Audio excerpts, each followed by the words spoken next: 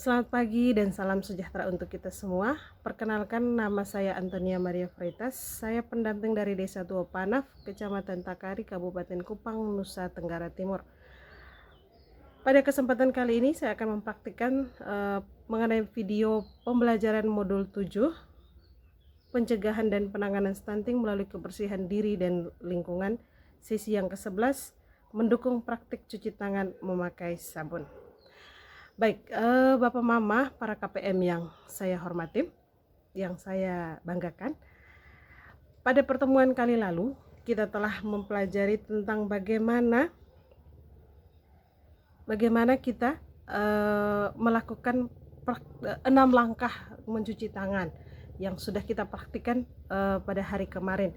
Dan hari ini kita akan masuk dalam pembelajaran, atau kita akan belajar bersama tentang praktik baik dan solusi mencuci tangan memakai sabun. Pada masa pandemik seperti ini, mencuci tangan merupakan hal yang sangat penting karena sangat dianjurkan oleh pemerintah tentunya, termasuk dalam salah satu protokol kesehatan yang harus dan mau tidak mau kita harus menaatinya demi terselesainya wabah virus COVID-19 ini. Jadi hari ini, sebelum kita masuk dalam modul pembelajarannya, peserta akan saya bagi menjadi 2 bagian. Dan peserta yang pertama, Bapak Mama, mari kita sama-sama mengidentifikasi atau mengumpulkan informasi apa saja sih yang menyebabkan kita sebagai KPM maupun sebagai keluarga yang sulit untuk mencuci tangan. Kira-kira kesulitannya apa sehingga Bapak Mama sekalian untuk mencuci tangan itu merasa sangat sulit? Apakah karena lupa ataukah karena memang tidak ingin mencuci tangan? Jadi kelompok pertama akan membahas tentang kesulitan-kesulitan yang dialami pada saat mencuci tangan. Lalu yang kedua, kelompok yang kedua akan berdiskusi tentang cara-cara apa saja yang bisa kita lakukan untuk mencegah kesulitan-kesulitan yang tadi sudah diutarakan oleh kelompok 1. Jadi kelompok 1 mengidentifikasi kira-kira apa saja kesulitan-kesulitannya sehingga orang-orang itu merasa sulit untuk mencuci tangan. Lalu kelompok kedua tugasnya adalah mencari solusi yang tepat untuk mengatasi kesulitan-kesulitan yang ada, sehingga kesulitan-kesulitan itu bisa kita pecahkan bersama, sehingga kebiasaan-kebiasaan untuk mencuci tangan itu bisa kita terapkan di dalam setidaknya dari dalam keluarga kita dulu. Baik, kelompok yang pertama silakan berdiskusi, lalu kelompok yang kedua silakan berdiskusi. Setelah itu hasil dari diskusinya akan kita plenokan. Baik, Bapak Mama yang saya cintai dan saya banggakan, Bapak Mama KPM, setelah tadi kita sudah berdiskusi, sekarang mari kita bersama-sama untuk memplenokan atau mengutarakan apa saja yang tadi sudah kita diskusikan pertama. Ya, mungkin kelompok 1 dengan dia punya jawabannya, lalu kelompok 2 dengan jawabannya, ya. Jadi mungkin dari kelompok 1 hal-hal yang sulit sehingga membuat orang lupa cuci tangan itu adalah salah satunya mungkin karena malas mencuci tangan. Lalu yang kedua mungkin karena dia tidak tahu kenapa harus cuci tangan, karena dulu-dulu tidak pernah mencuci tangan. Oke, itu contohnya. Lalu solusi yang sudah diambil oleh kelompok 2 mungkin untuk mengatasi rasa malas itu, yang pertama-tama harus kita lakukan adalah kita harus menanamkan di dalam diri kita, di dalam pikiran kita, bahwa menjaga kebersihan itu penting, bukan hanya untuk diri sendiri tetapi juga untuk seluruh anggota keluarga yang ada, sehingga kuman-kuman atau virus-virus tidak menjakiti keluarga-keluarga kita yang lain. Lalu yang berikut mungkin dia tidak tahu kenapa dia harus mencuci tangan. Solusinya adalah kita mencari informasi sebanyak mungkin.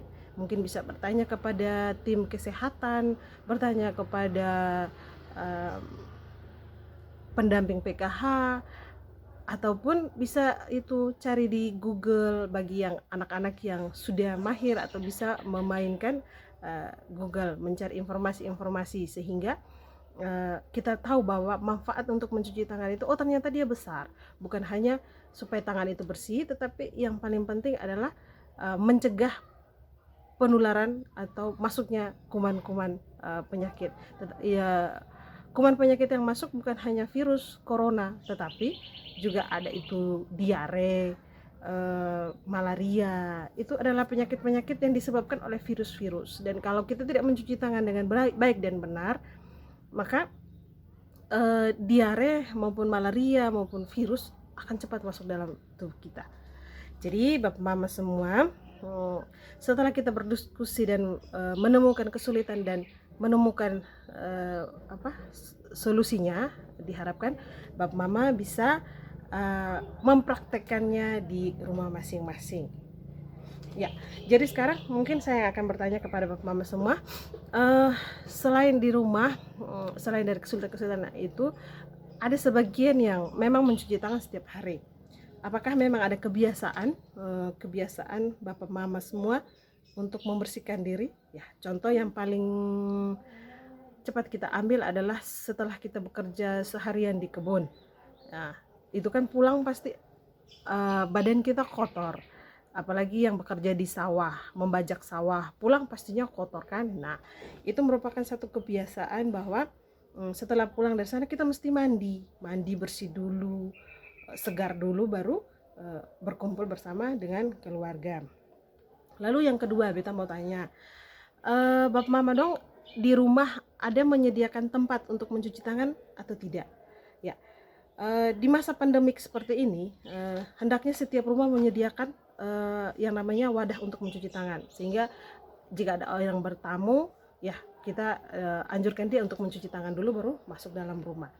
Untuk mencuci tangan, wadah tempat mencuci tangan tidak perlu memakai hal-hal yang mahal, tetapi bisa menggunakan ember bekas, jerigen, galon bekas. Dan untuk sabunnya pun tidak perlu kita membeli yang di mall atau di swalayan yang harganya mahal, tetapi kita bisa menggunakan sabun batangan, terus sabun pencuci piring Sunlight itu diberi garam sedikit, nanti dia cairannya akan banyak, diisi di dalam botol aqua, ditaruh di situ dengan air, lalu airnya ditaruh di bagian air tinggi. Oke. Setelah kita berdiskusi, kini kita masuk dalam kesimpulan yang bisa diambil dari diskusi-diskusi yang tadi sudah disampaikan oleh dua kelompok itu, bahwa yang pertama, mencuci tangan tidak harus menggunakan alat atau bahan yang mahal seperti wastafel yang ada di hotel-hotel ataupun di kantor-kantor, tetapi bisa menggunakan alat yang dibuat sendiri seperti yang tadi sudah saya sampaikan, bahwa bisa digunakan dari galon, ember, jerigen, dan lainnya. Lalu tempat penampungan pun harus dibersihkan supaya itu jentik-jentik nyamuk, telur-telur nyamuk tidak bersarang di dalam, sehingga bisa menyebabkan adanya virus yang masuk, adanya penyakit yang masuk. Lalu yang berikut, mencuci tangan itu tidak perlu sesuatu yang mahal, atau tidak perlu harus harus menggunakan alat-alat yang mahal seperti tadi di depan. Jadi dan mencuci tangan itu adalah merupakan hal yang sangat mudah dilakukan oleh semua orang. Cukup menggunakan sabun dan air mengalir. Ya.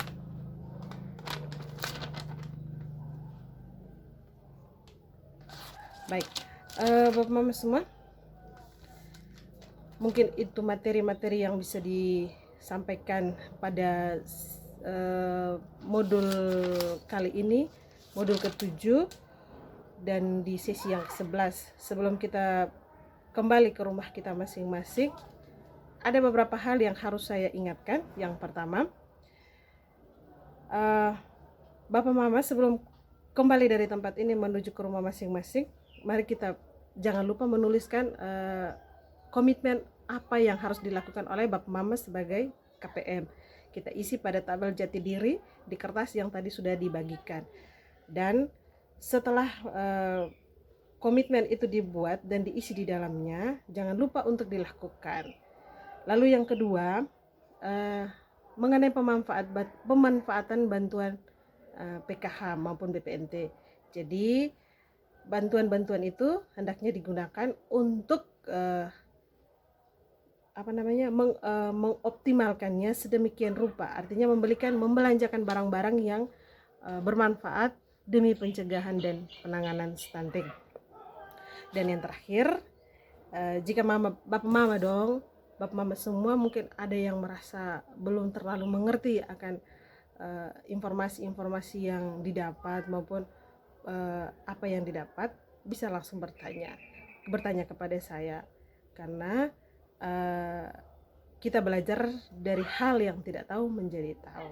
Jadi setelah ini kita kembali ke rumah kita masing-masing dan kita bertemu lagi bulan depan untuk pembelajaran modul berikutnya.